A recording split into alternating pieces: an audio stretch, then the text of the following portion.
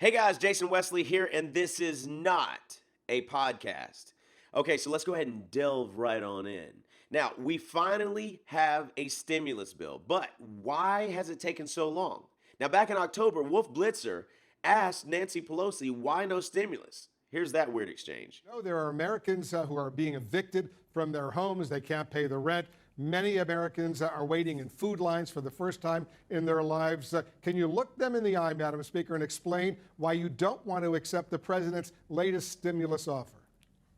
Well, because, thank you very much, Wolf, and I hope you'll ask the same question of the Republicans about why they don't really want to meet the needs of the American people. But let me say to those people, because all of my colleagues, we represent these people. I have for over 30 years represented my constituents. I know what their needs are. I listen to them, and their needs are not addressed in the president's proposal. I wonder if cleaning up human feces is the request of her constituents, because San Francisco has a poop patrol to deal with its feces problem, and workers make more than $184,000 a year in salary and benefits. Wow. Cleaning up human poop. Since the first of the year, the city's 311 service has received an astounding 14,597 calls about piles of poop. Now an effort to get ahead of the complaints, a poop patrol. Watch this. There are millions of Americans who have lost their jobs. They can't pay the rent. Their kids need the food. That's right, and that's what we're trying to get done. $1.8 trillion, and the president just tweeted, stimulus, go big or go home. He wants even more right now, so why not work out a deal with him, and don't let the perfect, as they say here in Washington, be the enemy of the good. Well, I will not let the wrong be the enemy of the right. What's wrong with $1.8 trillion? Well, you know what? Do you have any idea what the difference is between the spending that they have in their bill and that we have in our bill? Do you have any idea of how That's precisely why, Madam short Speaker, they're concerned? That's why it's so important right now. Yesterday I spoke to Andrew Yang, who says the same thing. It's not everything you want, but you know what? There's a lot there. They have no idea of what the language is here. I didn't come over here to have, so you're the apologist for the Obama, excuse me. God forbid. Madam Speaker, I'm not an apologist. I'm asking you. Thank God for Barack Obama.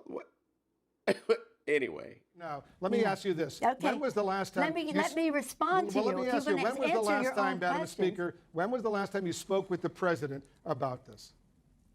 I don't speak to the president. Speak with his representative. Why not call him and say, Mr. President, let's work out a deal. It's not going to be everything you want, not going to be everything I want, but there are so many Americans right now who are in desperate need. Let's make a deal. What makes me amused, if it weren't so sad, is how you all think that you know more about the suffering of the American people than those of us who are elected by them to represent them at that table. You wrote a letter to House Democrats and you said this. Let me read a line from the letter you wrote. The president only wants his name on a check to go out before Election Day and for the market to go up. Is that what this is all about? Not allow the president to take credit if there's a deal that will help millions of Americans right now? He's not that important. But let me say this. With all due respect, and you know we've known each other a long time, you really don't know what you're talking about. And I thank you for giving me the opportunity to say that to you in person. All right, Madam Speaker, these are incredibly difficult times right now, and we'll leave it on that note. Thank you so much for joining us. We'll leave it on the vote that you are not right on this, Wolf, and I hate to say that to you. But I feel confident about it, and I feel confident about my colleagues, and I feel confidence in my chairs. And it's not about me. It's about millions of Americans who can't put food on the table, who can't pay the rent, and we represent them, and we represent them, and we represent these long food lines that we're seeing. I know you are. We know them. I'm just saying. We represent them, and we know them. You know who else she represents? Drug overdose deaths. Far outpaced COVID-19 deaths in San Francisco. A record 621 people died of drug overdoses in San Francisco so far this year, a staggering number that far outpaces the 173 deaths from COVID-19 the city has seen thus far. I mean, that makes total sense whenever your controversial strategy to stop the virus's spread was to deliver alcohol and cannabis to your homeless population that you decided to put up in hotels. I mean, she's really nice to her constituents. As a matter of fact, Let's listen to this exchange. We have gone to the left of Medicare for all. Medicare, yes, yes, yes. Do you want to listen or do you just want to speak? Let her speak, please. In other words, shut up. In late August, she rejected a stripped-down COVID relief bill supported by more than 100 House Democrats that would have reinstated the $600 a week unemployment benefits. And President Trump addressed this question about the stimulus at his town hall that was supposed to have been the second debate with Joe Biden. A second stimulus payment has been broadly agreed upon by the Republicans and Democrats, and yet now we're in October and it's still not passed. Why not use your office to make the second stimulus payment a separate targeted emergency relief package to help Americans weather the pandemic? We've actually passed 3 packages, and we're on our 4th. And I agree with him 100%. He should vote for me. The problem you have is Nancy Pelosi. She couldn't care less about the worker. She couldn't care less about our people.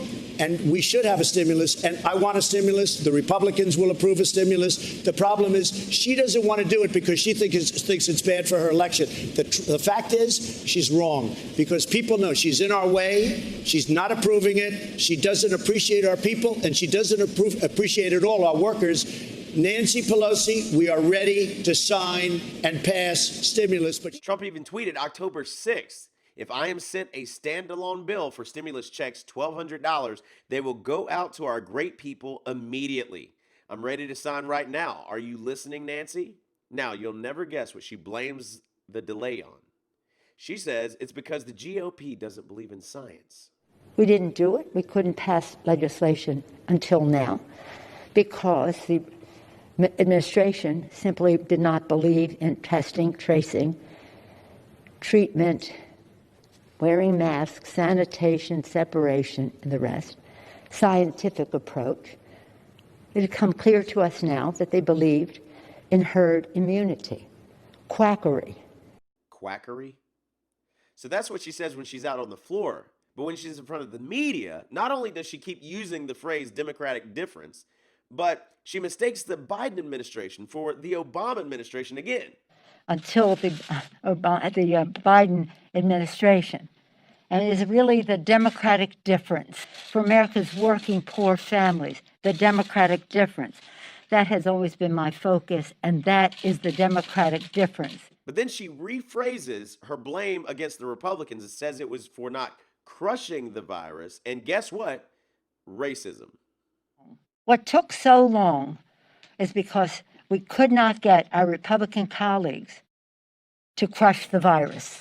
I couldn't understand it. Why would they not want to invest in the science that has told us so importantly that it required testing, tracing, treatment, separation, sanitation, and the rest? And when we had the bill and the HEROES Act and even the smaller HEROES Act, because we reduced the time, they said, we just made a light touch on your language on testing. No, 53% of it to take out everything that referred to minority communities. Communities of color were so hard hit in all of this. And now we see why. They didn't believe in the science, we knew that, but they did believe in herd immunity.